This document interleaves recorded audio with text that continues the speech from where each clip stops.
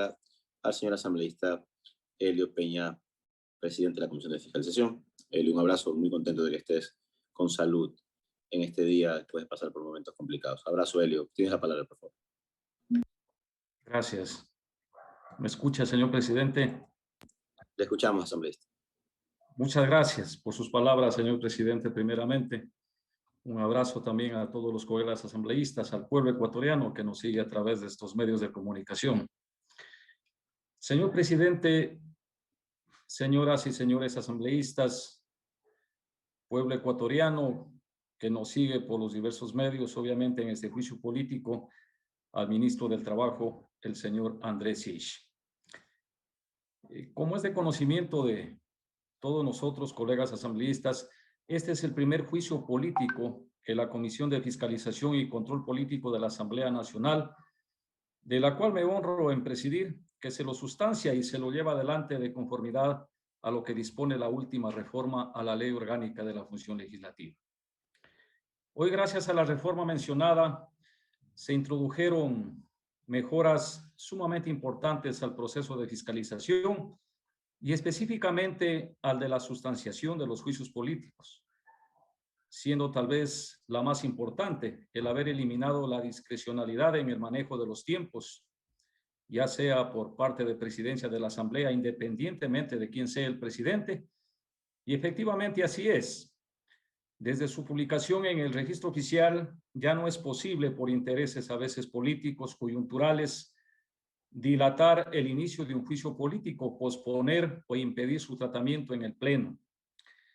Sí, señoras y señores asambleístas, la reforma a la Ley de la Función Legislativa, además de establecer términos y plazos fijos a todas las fases del proceso, eliminó la posibilidad, y aquí escúchese bien, eliminó la posibilidad de que un juicio político sea sepultado, archivado, sea detenido a veces en ocasiones por intereses no siempre lícitos o éticos, y hasta han llegado a ser bloqueados al interior de la Comisión de Fiscalización, deslegitimando la facultad suprema del Pleno de la Asamblea Nacional como máximo organismo de la función legislativa.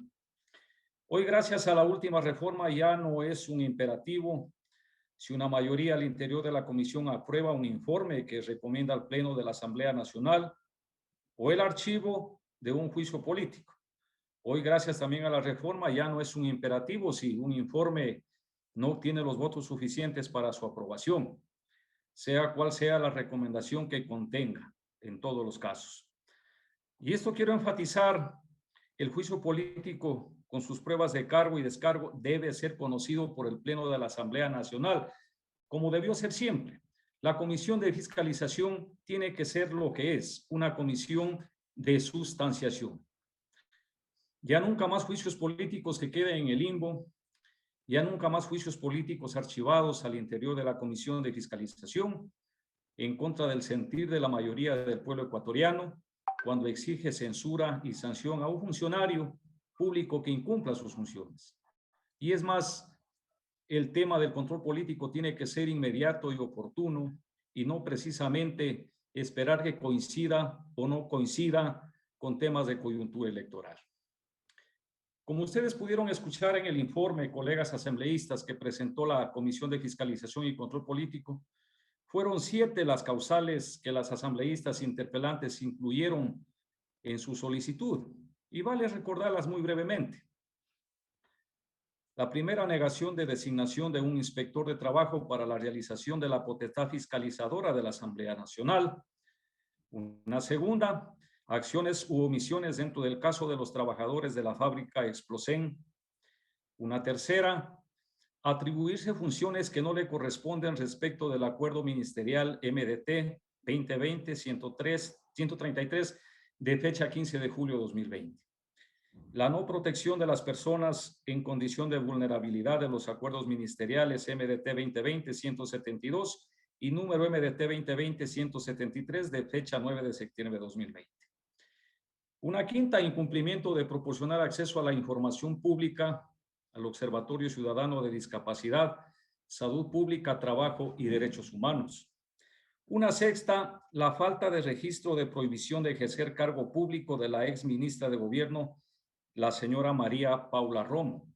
Y una séptima, el incumplimiento de la disposición transitoria 25ª de la Constitución de la República del Ecuador sobre el salario básico unificado para el año 2021. Reitero, fueron 7 las causales con las cuales se planteó el pedido de juicio político. De estas 7 causales, luego de un análisis detenido de los argumentos de cargo y descargo en el informe, se desestimó 4 de ellas, que no tenían razón de estar como causales y más bien sirvieron para distraer algunas cosas que no le convienen al país y al pueblo ecuatoriano. Y la comisión se pronunció a favor de 3 como causales de restitución que paso a resumir muy brevemente, que me corresponde en mi responsabilidad como presidente de la comisión. La causal 3, atribuirse funciones que no le corresponden respecto del acuerdo ministerial MDT 2020-133 de fecha 15 de julio de 2020.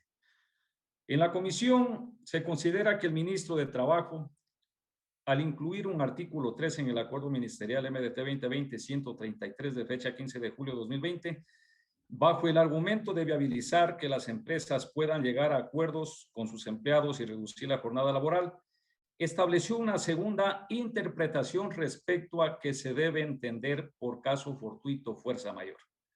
Cuando lo que debió hacer el gobierno o la función ejecutiva era canalizar a través de la Asamblea Nacional, de acuerdo a sus competencias, la aprobación de una reforma a la ley humanitaria o al Código mismo del Trabajo.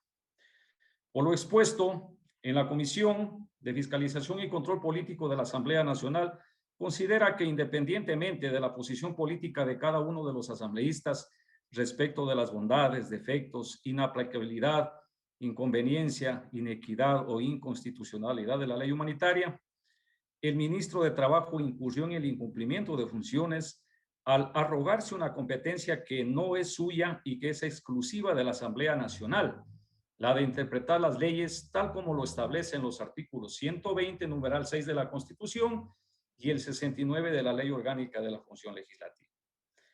Cuando me refiero a la causal 5, el incumplimiento de proporcionar acceso a la información pública al Observatorio Ciudadano de Discapacidad, Salud Pública, Trabajo y Derechos Humanos, el ministro de Trabajo, al exigir al Observatorio Ciudadano de Discapacidad, Salud Pública, Trabajo y Derechos Humanos, previo a la entrega de información en el que haga la entrega física de una copia certificada del documento de acreditación emitido por el Consejo de Participación Ciudadana y Control Social, y al exigir que se cumpla con lo que dispone el artículo 137 del Estatuto de Régimen Jurídico Administrativo de la Función Ejecutiva, actuó contraviniendo lo que dispone la Constitución y la Ley de Información referente al acceso libre y oportuno a la información pública, al amparo de una norma inferior, el Estatuto. Esta dilación en la entrega de información además tuvo como efecto la obstrucción del cumplimiento de la misión y objetivos mencionados del observatorio, configurándose así el incumplimiento de funciones. Adicionalmente, la comisión exhorta a los funcionarios del Ministerio de Trabajo y a todo el sector público a brindar facilidades en la entrega oportuna y transparente de la información solicitada por el Observatorio Ciudadano a fin de fortalecer los procesos de participación ciudadana y de rendición de cuentas.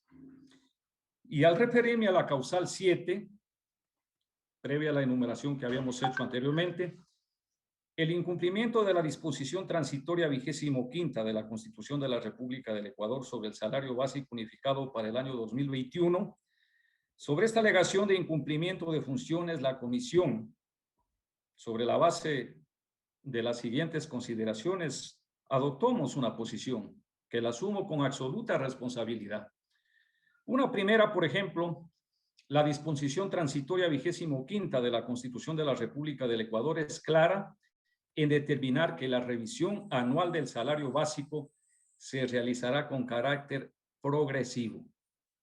Un principio universal, los derechos tienen que tener progresividad. Una segunda consideración que, en concordancia con la Constitución, el Código del Trabajo en el artículo 81 indica que la revisión anual del salario básico se realizará con carácter progresivo. Son normas específicas, muy claras, muy concretas, a los que estamos llamados a su estricto cumplimiento. Una tercera consideración, que el artículo 326 de la Constitución consagra el principio de que, en caso de duda sobre el alcance de las disposiciones legales, reglamentarias o contractuales en materia laboral, estas se aplicarán en el sentido más favorable a las personas trabajadoras. Lo que aprendimos en las primeras clases de Derecho, el indubio pro trabajador o indubio pro operario. Y una cuarta, que el ministro de Trabajo fijó un incremento, si es que quiere llamarse incremento, del 0% al salario básico unificado para el año 2021.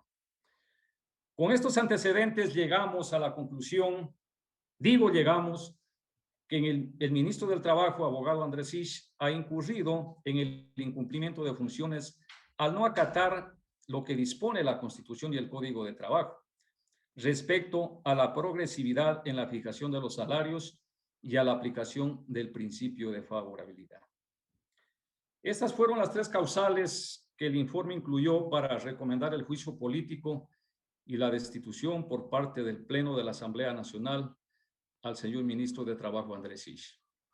Para concluir, señoras y señores asambleístas, quiero reiterar que la Comisión de Fiscalización y Control Político, durante todo el proceso de sustanciación de la solicitud de juicio político en contra del señor Andrés Isch, siempre actuó apegado al debido proceso y siempre respetó el derecho a la presunción de inocencia, a pesar que las evidencias de su incumplimiento en el desempeño de su cargo eran y son contundentes en las tres causales a las que hemos hecho referencia, reiterando que hemos desechado 4 de aquellas de la solicitud del juicio porque no tenían razón de estar allí. Sobre la base de lo expuesto, señoras y señores asambleístas, yo les conmino a que nuestro voto sea a favor de la censura del ministro del Trabajo y a través de él censurar también al gobierno que fenece por el pésimo manejo de sus políticas laborales durante estos 4 años y más específicamente en el contexto de la pandemia y de la llamada ley humanitaria, que de humanitaria solamente tiene el falso título. Señores asambleístas, este es un juicio político en contra de un alto funcionario de la función ejecutiva, pero que nos quede claro también que este es un juicio a favor de la clase trabajadora, históricamente ha sido amenazada por los gobiernos de turno y por los grupos de poder económico sobre todo. No de todos, por cierto, no de todos, por cierto. Y finalmente decirles que desde mi convicción, ¿qué es lo que debe primar? Nos hemos apegado al derecho, a la justicia, al debido proceso y también bajo un principio importante que siempre lo predico, decirles que la patria no exige el sacrificio de nadie, sino el estricto cumplimiento del deber. Señoras y señores, gracias, señor presidente, por sus palabras solidarias y gracias, colegas asambleístas.